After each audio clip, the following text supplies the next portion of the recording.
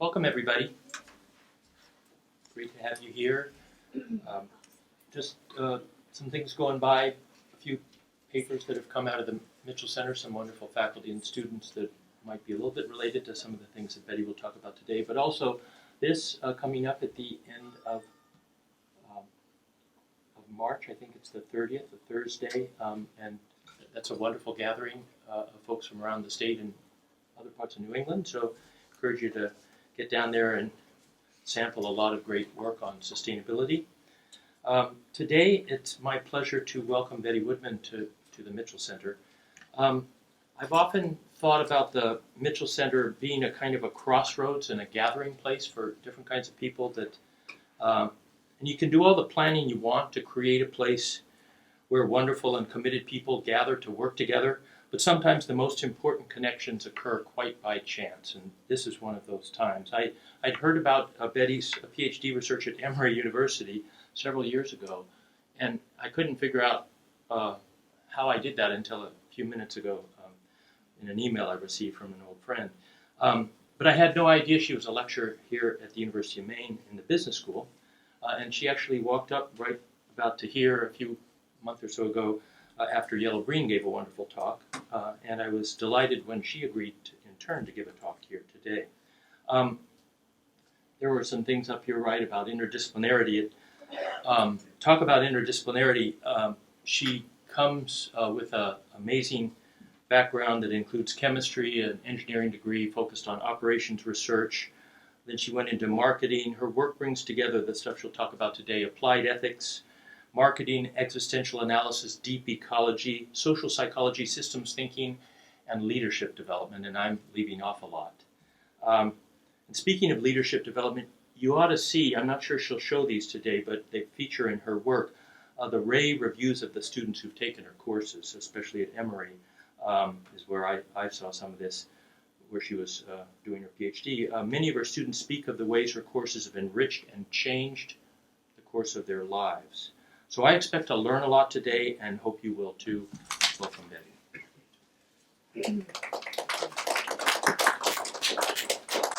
Thank you for that incredible opening and introduction. I appreciate it, and hope I can live up to half of that. So, it's a pleasure to be here, and I appreciate this opportunity. A sustainability mindset really is crucial to the lasting success of sustainability projects that we are undertaking. And let's see here.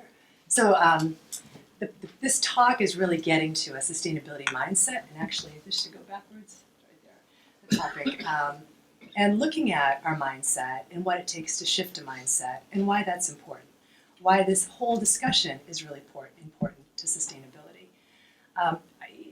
I'm making this claim that it's crucial to the lasting success of our endeavors or our efforts.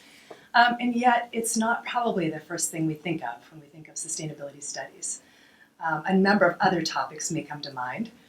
Topics like ecology or climate change or water or air or plastic in the oceans or mountaintop removal or any number of different kinds of topics.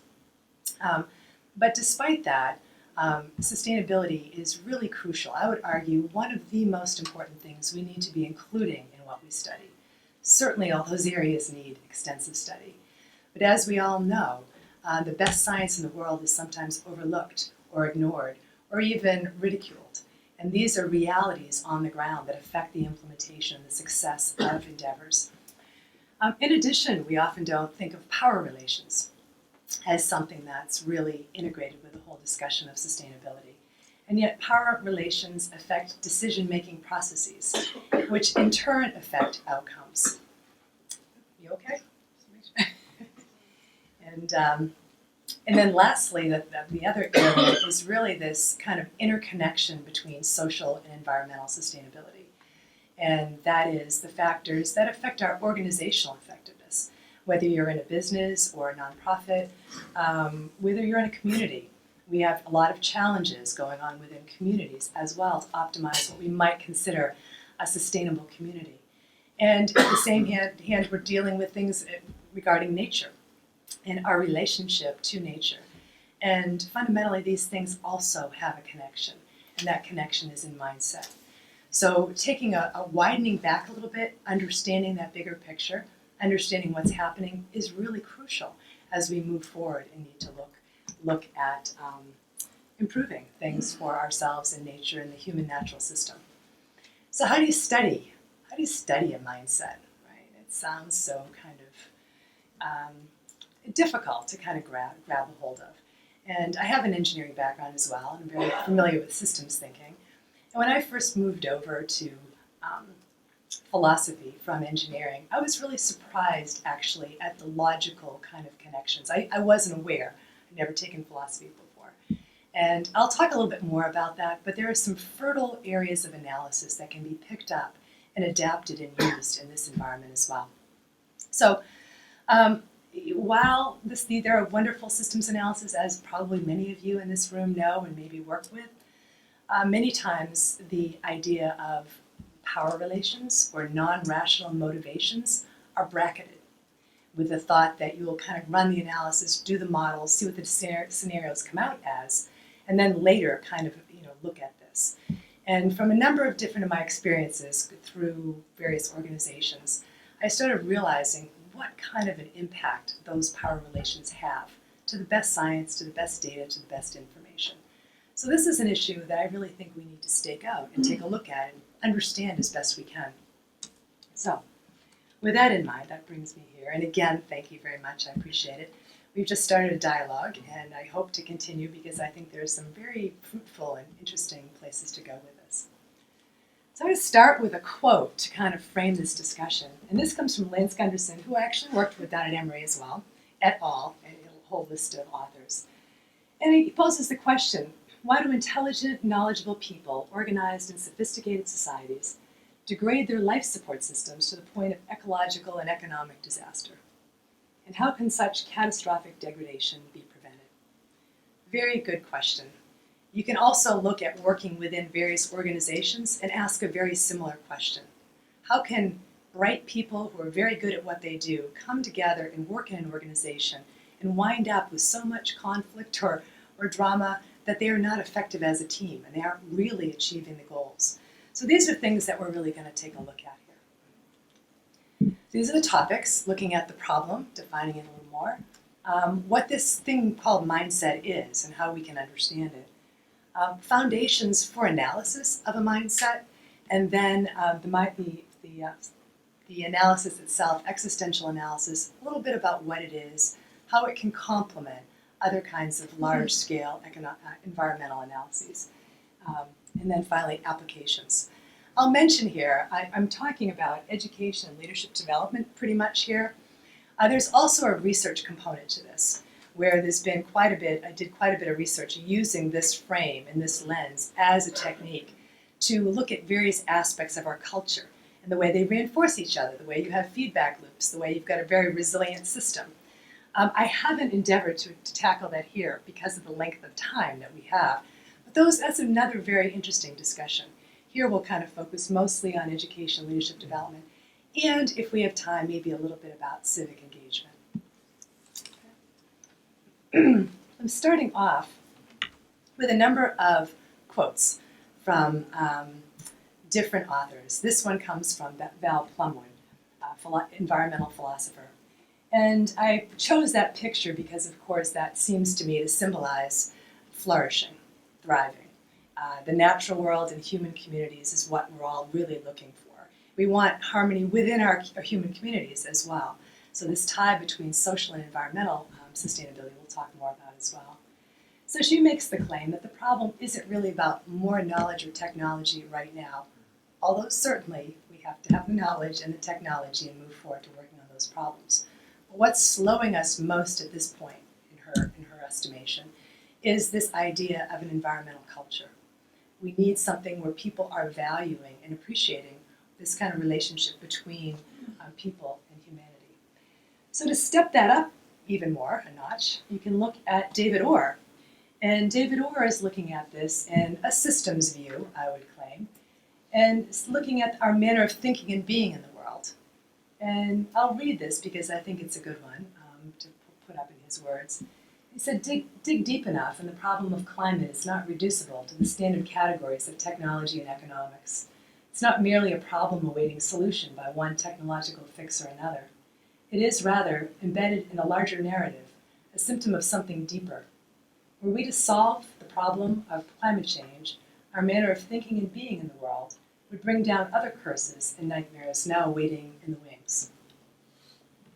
And a third that I've got here is William Shutkin, who also talks about the importance of mindset and how we really need to kind of take a look at this.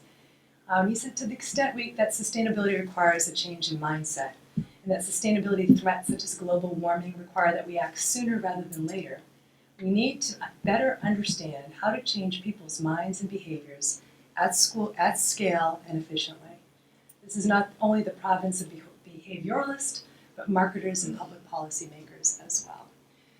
So this idea that there is a culture, there's a mindset that we need to look at is an interesting one. And to take a look at that, I've got a couple stories. I'll tell this through the lens of a couple stories. And the first one being how I really came to going back to school, leaving corporate America. I think you mentioned that I was in engineering initially and then wound up going over into sales and marketing because of my love of negotiations, but mostly with technological products, computers, software, and technology. And at one point in time was working with a very large aerospace company. We were partners. And so I had a desk out there and a desk back at IBM. And I had pretty much free reign, very different when you're working in that kind of consulting capacity, because you can float around an organization in a way that you often don't in a regular, you have a chain of command. So I had access to the president, to the VPs, to the project engineers. It was about a $3 billion division. That was just the division. And thousands, really thousands of people working there. And, as I was floating around, I would start noticing different dynamics. And there was one case in particular. There are a number of examples of this, but this was one that really stuck out for me.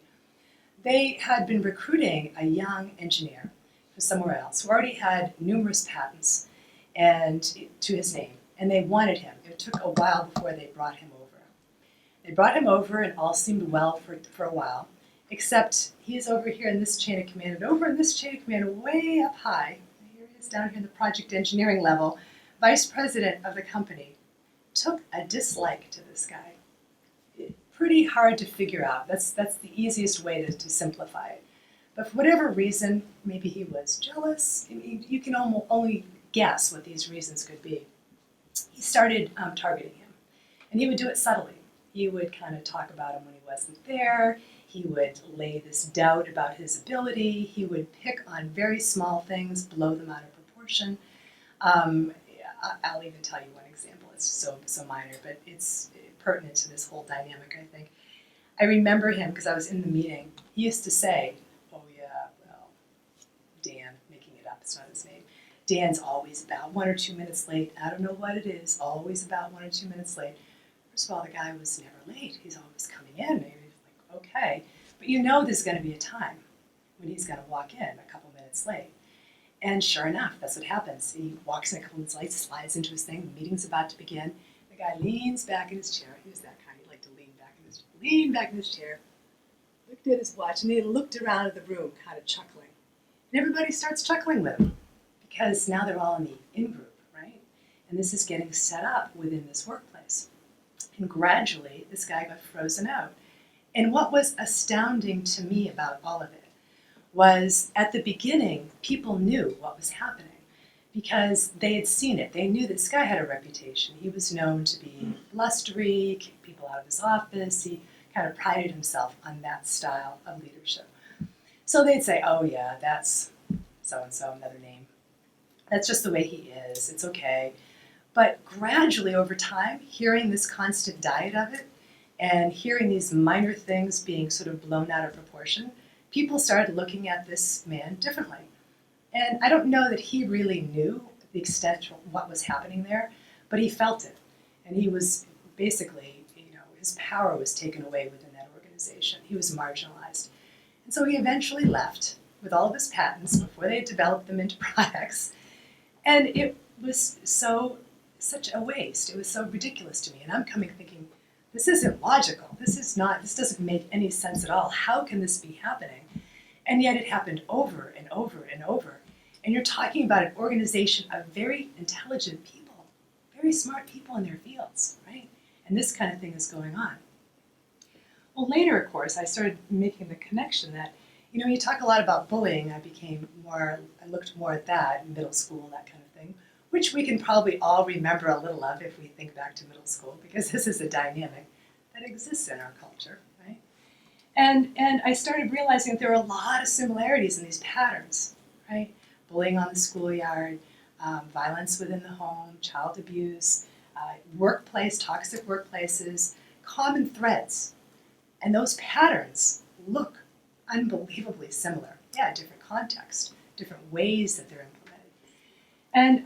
And then later, the BP Gulf oil spill happened. Right? At this point, I had already left. By the way, that was my flag. I thought that was fascinating. I couldn't believe, and more of this was happening. And for me, I took it with me, and I kind of worked my way up in different companies and became vice president in a small technology firm, and understood the ways that it happened at all the different levels, and peer-to-peer, hierarchical, all these different scenarios, to the point where it sort of propelled me to take a course. And I just took one course. I don't think we had talked about this. I didn't go back to get a degree. I went back to take one course in social psychology, which was something I had never studied at all. And it was fascinating because it was talking about all these kinds of things. And then I took a second course, and then finally the guy said, well, if you want to take more courses, Betty, just apply for the master's program. And I did, and then by the time that was over, I was hooked. So I went on and fortunately was able to continue. So I was at Emory when this happened, and I immediately suspected that there might be something going on behind the scenes that looked very much like my experience back at the aerospace company. And sure enough, here's a couple clips, first of all. So I'm sure you all know this story. This is just a little bit of detail about it. You have experts, again, who are very knowledgeable and very good at what they do. They've built up a lot of capability. They have a lot of good modeling. They've been able to verify their modeling. They do it for a reason. This particular well needed 21 centralizers, according to the experts. BP, whoever was on the ground there, said, well, we only have 6. They came back, they did another analysis. They did analysis at 15, they did one at 21, they did one at 6. At 15, there was significant risk. At 6, there was severe risk. What was the word here? Severe risk of going forward with just 6 centralizers. They went forward with 6 centralizers. And what the centralizers were doing, were keeping it, they were pouring the concrete all around it so you don't have a gas leak. And this man consultants, everybody. This wasn't even just one person. They went and they had a lot of different analyses. People were coming in. Similar thing happened with Challenger. I think we can remember that as well, right? And they were overruled, totally overruled. So why again would people overrule? You've got your experts telling you you've got a severe risk of this thing blowing, and people just kind of overturn that. Here's Ford Brett saying it was totally preventable. This did not need to happen. So you look inside, and this comes from a really interesting article if you ever want to look at it. It's in Popular Mechanics. It was back in September. He wrote it after the oil spill in April. And basically, it was characterized as a cowboy culture. Cowboy culture where people had gotten used to kind of being daring and having bravado and ignoring a lot of early warning signs and science, right?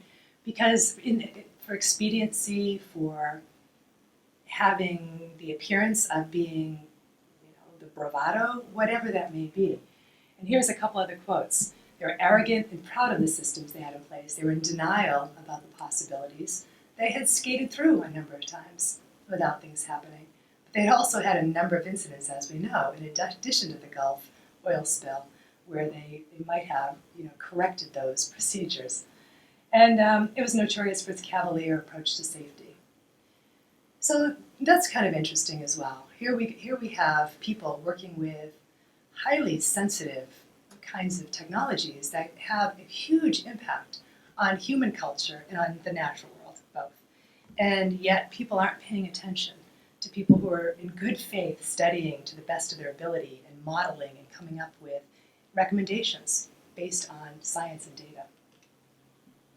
So that in that particular instance with BP, you're looking again at an organizational dynamic, right, that allows certain power dynamics to come to the fore.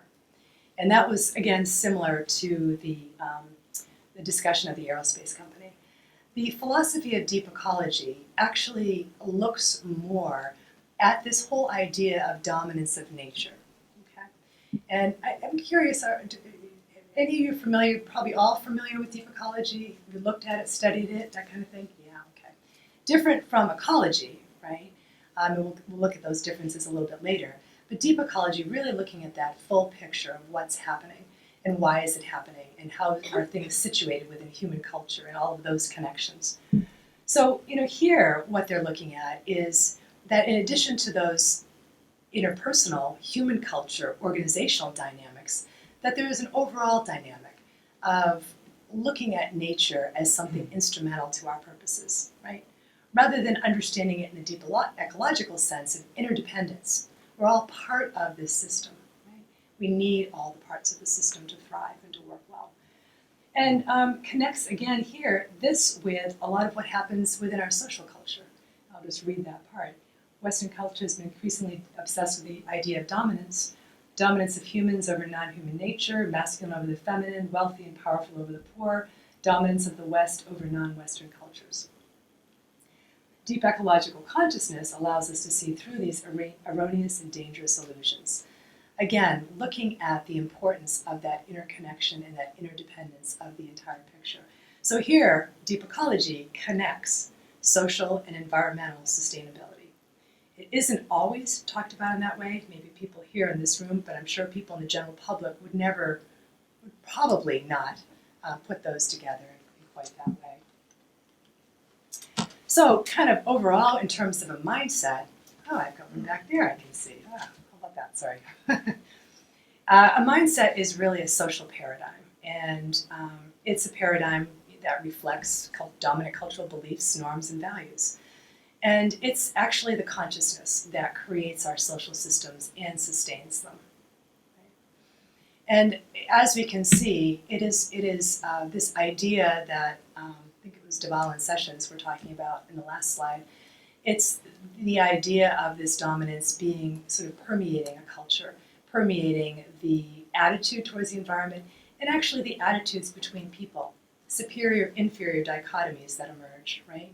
So that it's either or. You either have to be up here or you're losing.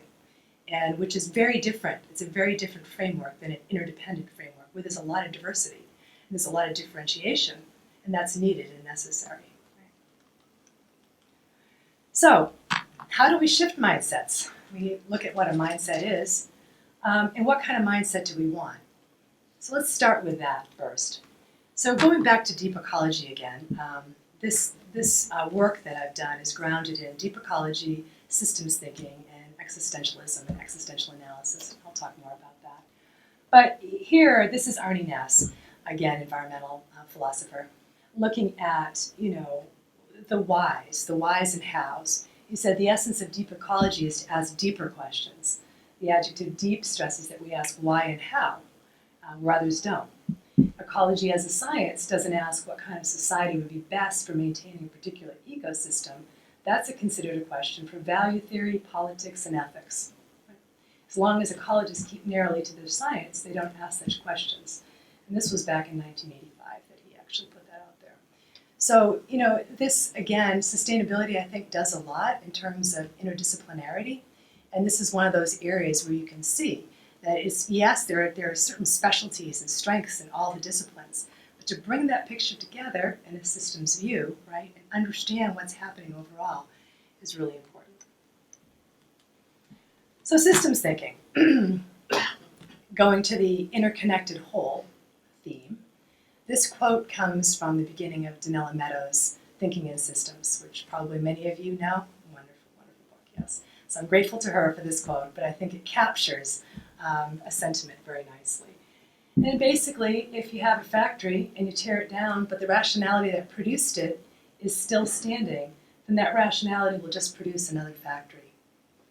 If a revolution destroys a systematic government, but the systematic patterns of thought that produce that government are left intact, then those patterns will repeat themselves in the succeeding government. So I think it goes on to say there's so much talk about the system and so little understanding. This is really important to know for all of us, right? And we do know that, but we can forget. We get focused on a problem and we're solving the problem and we're racing to solve that problem. But if we're not careful, that problem can just be recreated again. And the toxins are cleaned out of the water and then somebody is dumping them back in again. Right? So this is a bit of a chart that kind of shows some of where some of the categories come from that I use to tackle this problem. How can you really look at mindset and get something meaningful from it? So I was also studying, as I mentioned, existentialist philosophy and philosophy in general. And when I saw that, I was very intrigued for a couple reasons. One, the synergies between deep ecology and existentialism are very interesting. And second, I stumbled across an obscure analytical method in philosophy that I don't think has been used too much. Actually, Simone de Beauvoir used that in some of her research. Actually, Sartre used it in Anti-Semite and Jew, if anyone knows those two works. More discussion for another time. But so it was very interesting to see what those synergies were and what they meant bringing them together. And certainly, deep ecology, the philosophy of deep ecology, is based on the principles of interconnection, interdependence of the natural world, vitality, growth, differentiation. You might call these values of deep ecology, all of those things. Existentialism studies existence, right? All of existence. It looks at the human within the situation, so it gets a lot into social psychology again, really a philosophy of social psychology, I think I put that. And between the two of them, there was a step-by-step process to define what you'd call a sustainability mindset. And from that, power, redefine power. What does power really mean? And how do we want to be using it in this analysis? So sustainability mindset, in sort of contrast to what Duvall and Sessions were talking about with that dominance that they were seeing between humans and nature and within the human family, is sustainable vitality. It's a growth model, right? It's the acorn becoming the tree. It's things thriving and flourishing in their ideal scenario, certainly. And pulling from all of that, the freedom comes into that as well in terms of the identity portion for both humans and for nature. Again, another philosophical discussion there to touch too. But from that, so you have this idea of a sustainability mindset. It's looking at differentiation. It's looking at different roles, different people, different capacities, having different contributions. And rather than a ranking and a hierarchy of what those contributions are, it's a much more interdependent understanding of the contributions and the need for them, the necessity for them. From that, we define a number of terms of power. Sustainable, this is, again, these are my terms right here. Sustainable forms of power and sustainability mindset in the way that I'm coming to them based on these foundations. Both philosophies, deep ecology and existentialism. So sustainable forms of power are power to and power with. We hear those terms quite a bit. Power to here meaning vitality, meaning accomplishment, right? Power to achieve, power to kind of finish what you need to do, to work, to do your work, and to do that in that kind of a way. Power with is collaborative power, ideally with a number of people sort of constructed in similar, positive, focused on the end result kind of ways, working together to strengthen that effort on a team basis.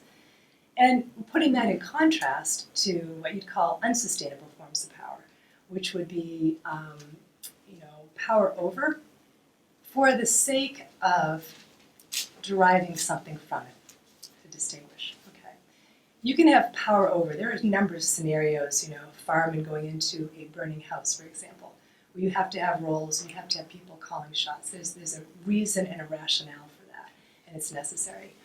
You can also have power over, like this vice president I was talking about at the aerospace company, or some of the people at BP, right?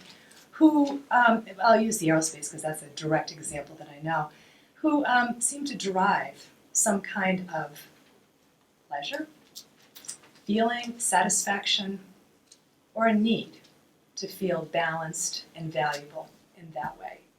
And sympathetically, we're all, to be sympathetic, we're all exposed to these pressures, right?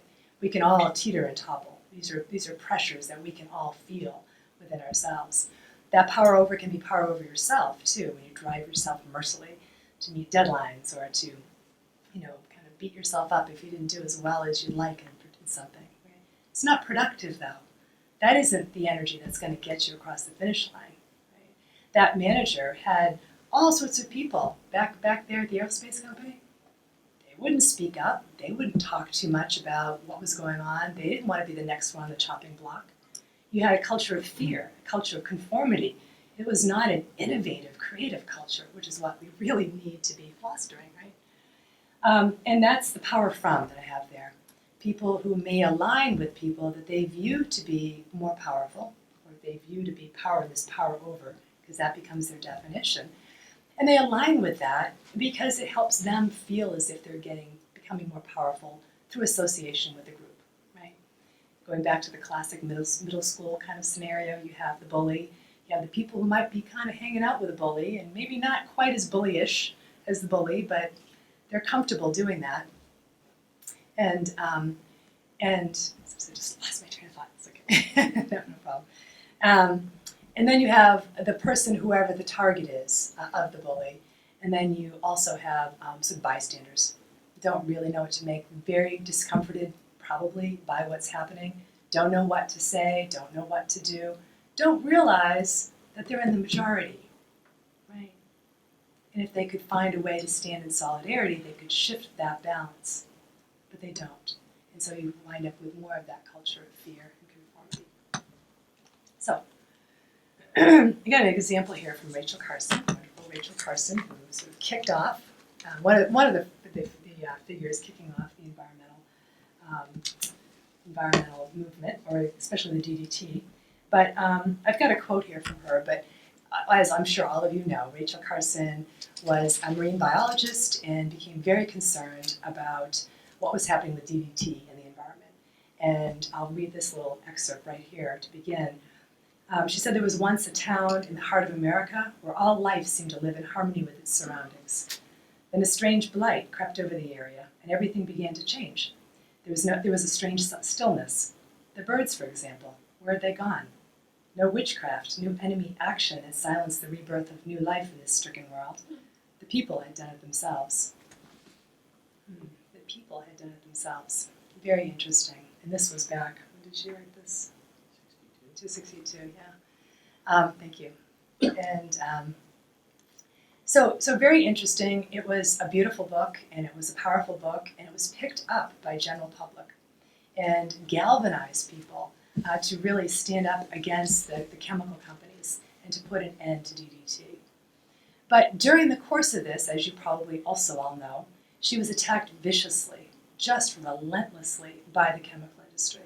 She was disparaged, she was humiliated, she was mocked, she was disregarded, and actually, no one knew, but she actually had breast cancer at the time and died shortly after she succeeded, but shortly after all of this. Her stance could be described as an example, used as an example of power too. Right? She believed in something, she saw the facts, she wanted to get it out there, and she used an approach, which was writing and documenting and getting that out there. It became a bestseller, of course, and really kicked off the environmental movement. That approach, by the way, power too, but also, for those of you who've read philosophy at all, is an example of Simone de Beauvoir's appeal. She uses the appeal as a form of power, and it's a way to draw people to a conversation by opening them to additional perspectives. Right? The people that she galvanized could be described as power with, as an example of that, because people banded together and they stood together and they demanded that the chemical companies answer to this, and eventually were successful in tipping that over. The chemical companies, of course, the ones making DDT, were the power over example, and the power from probably, undoubtedly, many, many, many people who would side with the big company because they're a big company doing good things in the world, right? And this kind of rebel or this person was not to be believed or trusted. Again, those people or that group, perhaps, being subjected the way that vice president in the aerospace company was working with the people, kind of convinced in a certain way, persuaded in a certain way, right? And sometimes those pieces of persuasion step away from the facts and the data. And a whole conversation unfolds around that. I actually had something here.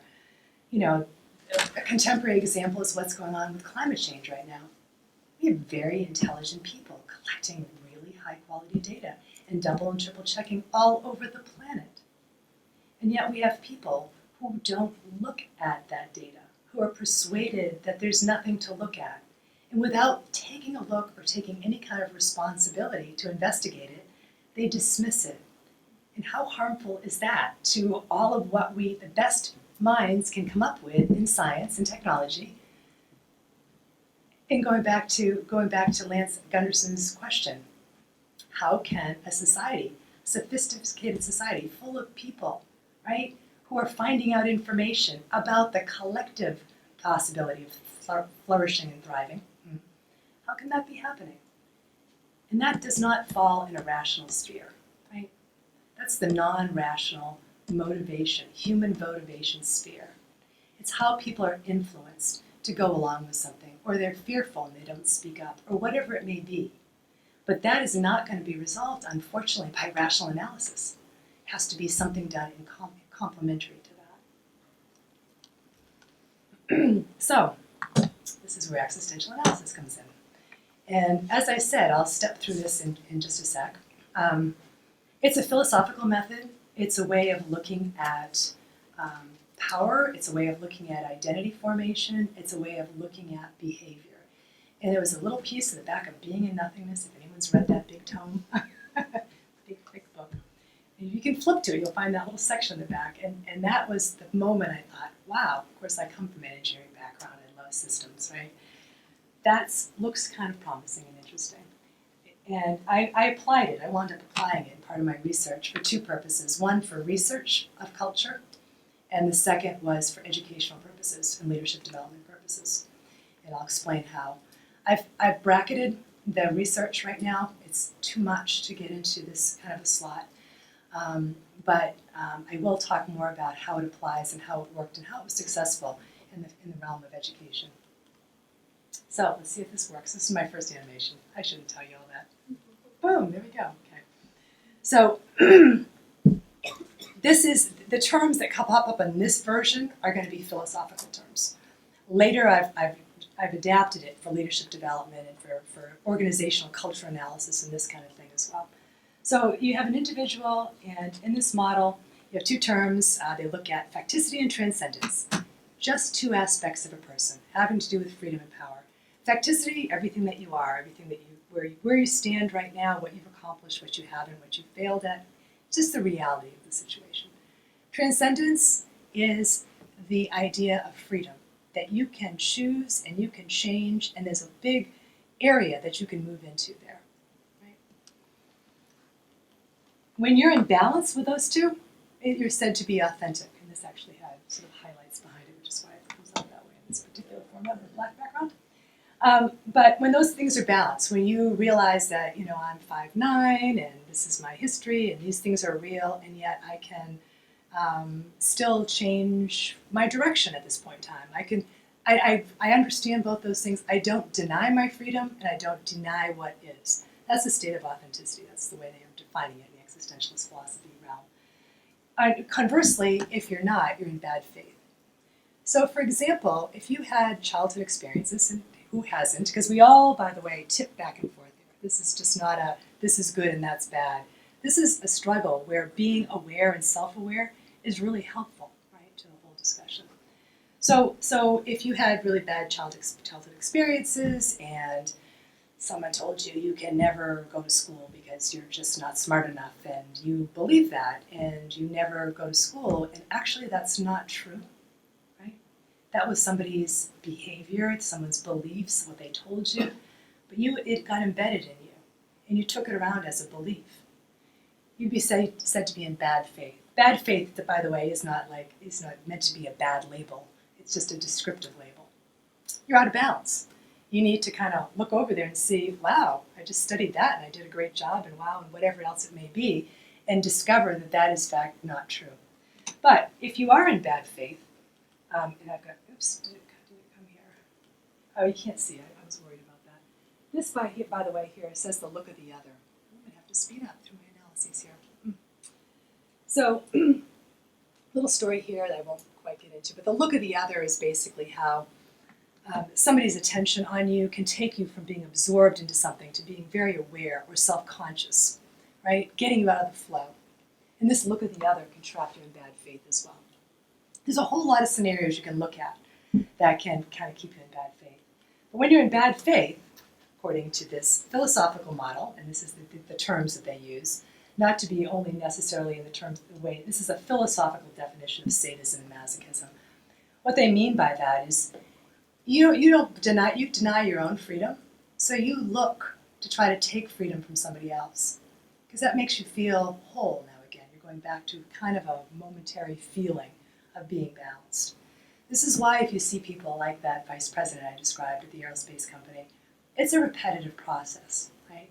He may do that once and kind of temporarily feels relieved, but after a while he needs to do it again, right? And again, because it's sort of almost an addiction kind of a thing.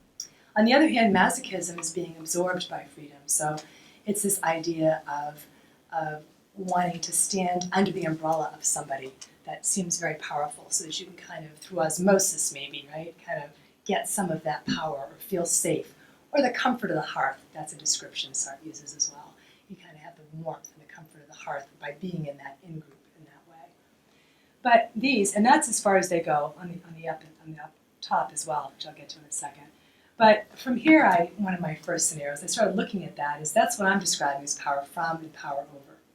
So here we see some of the things that lead to some of the toxic outcomes that we want to look at.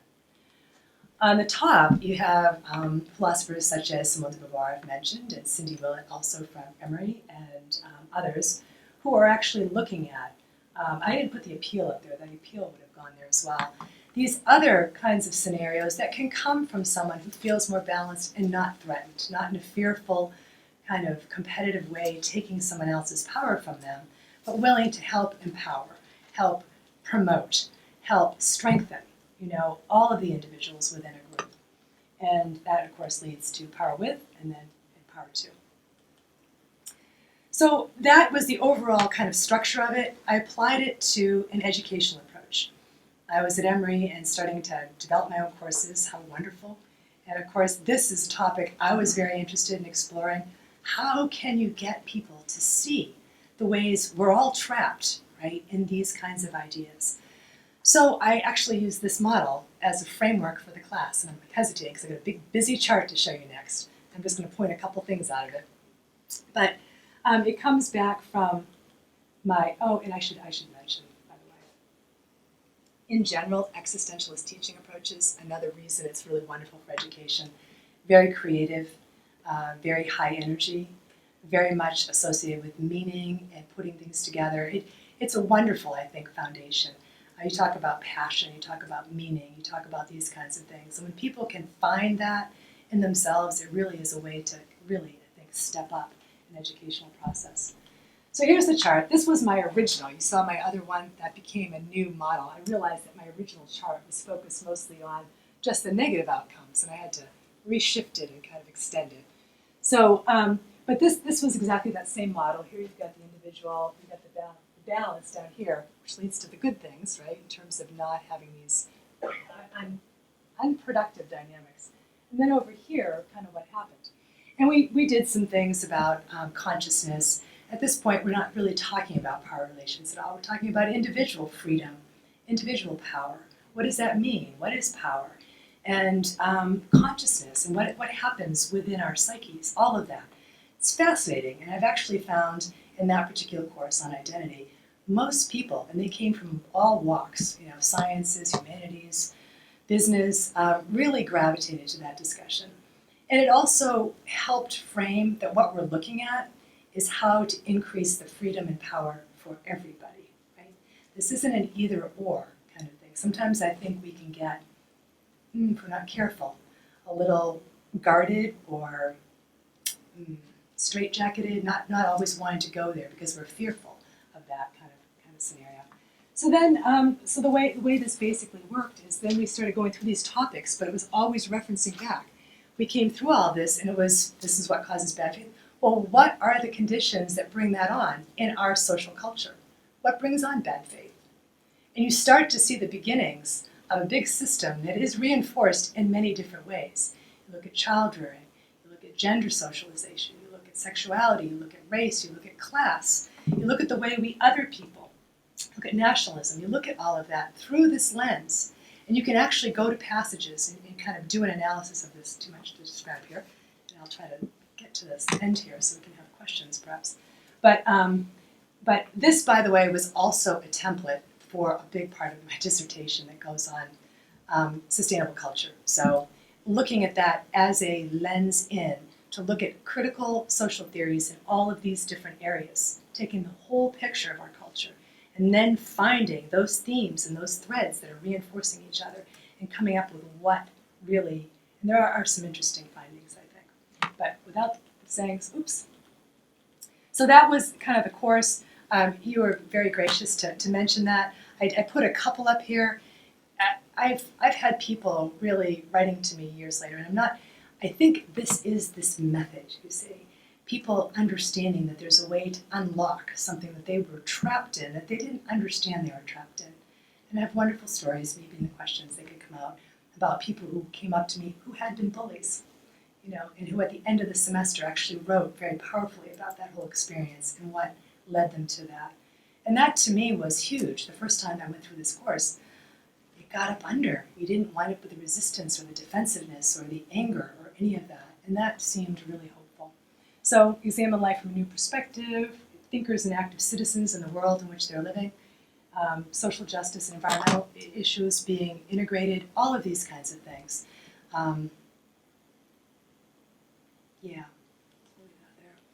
So I brought it to leadership development, and actually this was from my course last spring here at UMaine, and kind of started looking at how to put some of those things in behind, because it's a leadership course, but these are young people going out into the world.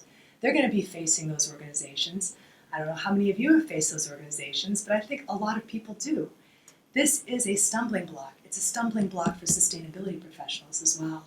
To be savvy about this, to understand what these dynamics are, how they affect organizations, and how they affect us, is very, very helpful, I think, in terms of taking that next step. So I won't go into this too much. This, by the way, similar chart you'll notice, has been revamped now for leadership development, right?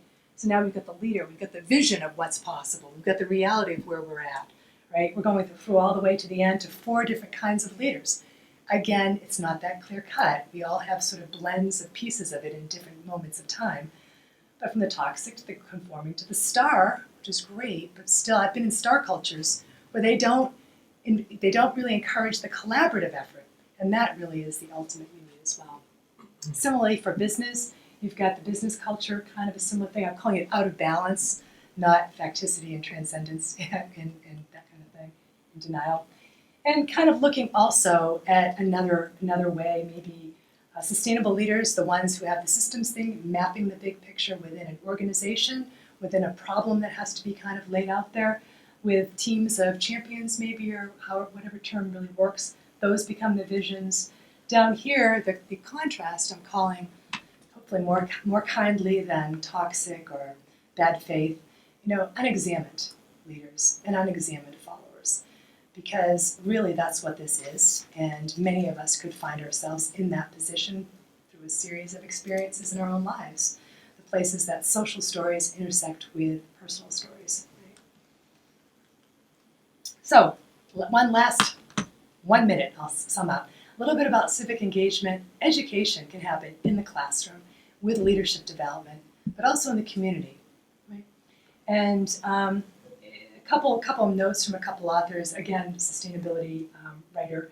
people turning away from overwhelmingly negative messages. Hard not to have the negative messages sometimes, but again, if you want to bring people in and get people open and listening, there's got to be a foundation that's on the positive side. She also mentions the idea of a national cable channel to have various universities, nonprofits sort of chipping in and having some kind of regular programming along those lines. The deep ethic of sustainability you could look at as another kind of maybe a way of looking at ethics, sustainability ethics, with those principles, values, and power.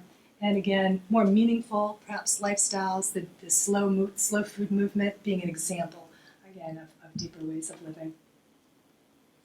On this one, I'll point out the new mythos. Robert Jean and Brenda Dunn, who work a lot with energy of consciousness and that kind of thing, really think that we've done a good job with logos, we've done a good job with rationality, and that we really need a mythos, an image, a vision, a picture. And I think many people, perhaps within the sustainability area, do have that. We do know what that is and what that should be, what would be beneficial perhaps for the whole. But not everybody does outside in the general public. And that it could be very, very powerful in terms of helping the vision and the imagining of where we would like to go. So, I guess I would suggest, I've got two quotes, that this is an incredibly, possibly fruitful time to be looking at this issue.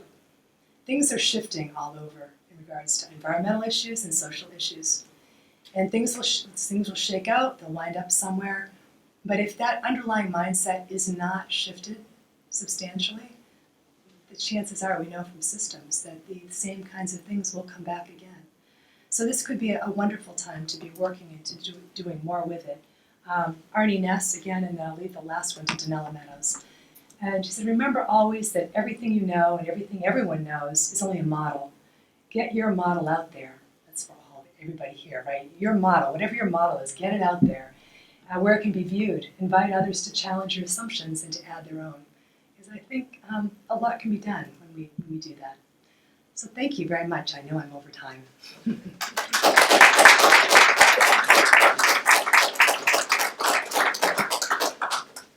So if anybody would have any questions at all, I'd be happy to answer any. Yes? I'm interested in issues of education. Yeah.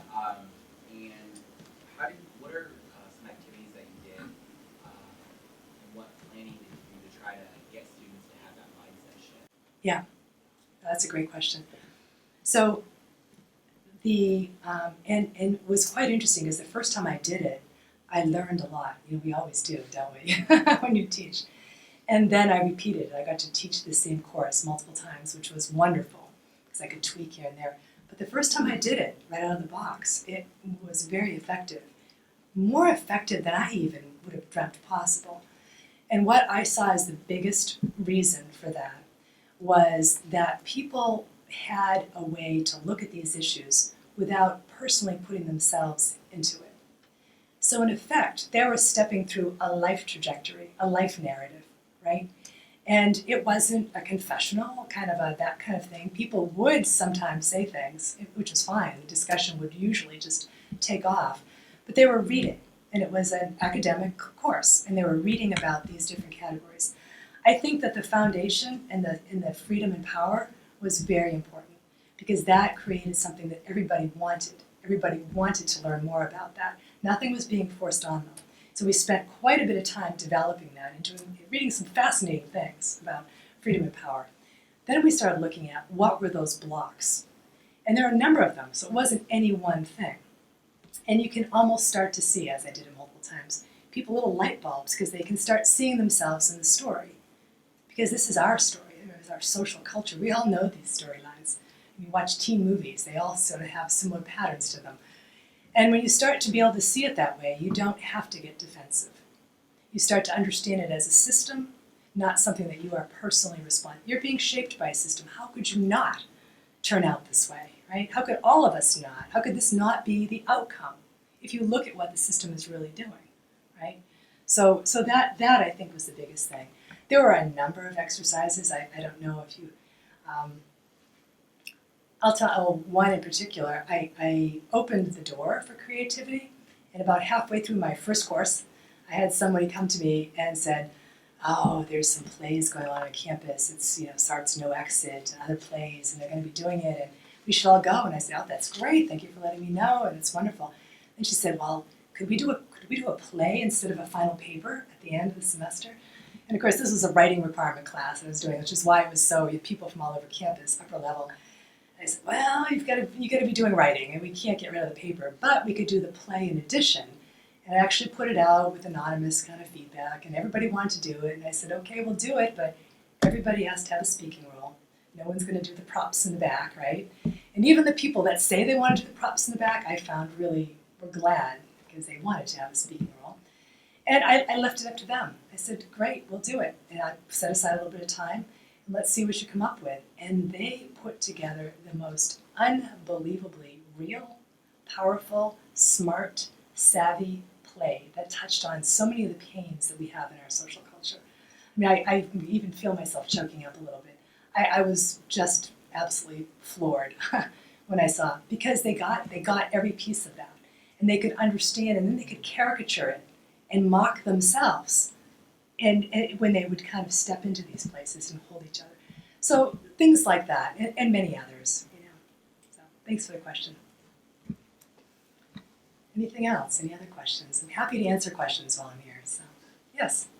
If you are in a situation where you feel like you are like the employee in that aerospace example that is getting bullied, or like bullied in that sort of system, what kind of like approaches can you take to sort of like shift that system if you're the one at the bottom of Right. the system? Absolutely.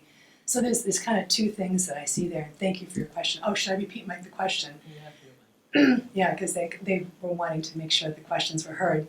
So your question, if I paraphrase and tell me if I got it correctly, was that what can you do if you are the employee with all the patents in that aerospace example, and you're kind of being marginalized or bullied within the workplace? What can you do to shift that? Right? So there's two ways to kind of come to that. The first is the bigger picture, and then the second is the reality on the ground for somebody in it. So I use the story to explain and to describe and to kind of point to a dynamic that isn't isolated. Everywhere I've gone, I've seen this dynamic playing out. As I said, from schoolyards to workplaces, BP, look at the oil. The Gulf will never be the same, And so that requires a fundamental shift in what we value as a culture. And it also requires, I believe, an understanding and an appreciation of it. I think a lot of the people trapped in it, including that vice president himself, are acting out of a place that's been built up, And by the way, in that activity, I had a chart I flashed through really quickly. It's recommended that perhaps those aren't the people to go for when you're trying to shift the system, the most deeply embedded and entrenched people, to go for the middle. Because most in that environment, I didn't realize it then, I was new in my observations of this, many, many people uncomfortable. Those are the people that can hear most quickly and can then be sort of activated to move forward together in a strong way. So that's kind of overall what needs to happen. I definitely see it as something that's collaborative and solidarity. But for the individual, it's a bigger and it's a more difficult question. A lot of what you see with bystander intervention approaches and skills, and I've actually done a lot of them, too many to get into at the moment, right, are really important. I'd say the first thing would be to enlist other people, because it's very difficult when you're the one. I mean, if there are ways in that kind of environment to find others who understand what's happening, understand that, and they're usually there, that dynamic, and are willing to either be, to stand with you. That begins a tipping point, right? And I think it's very difficult sometimes for those that are being attacked to do it on their own, unfortunately.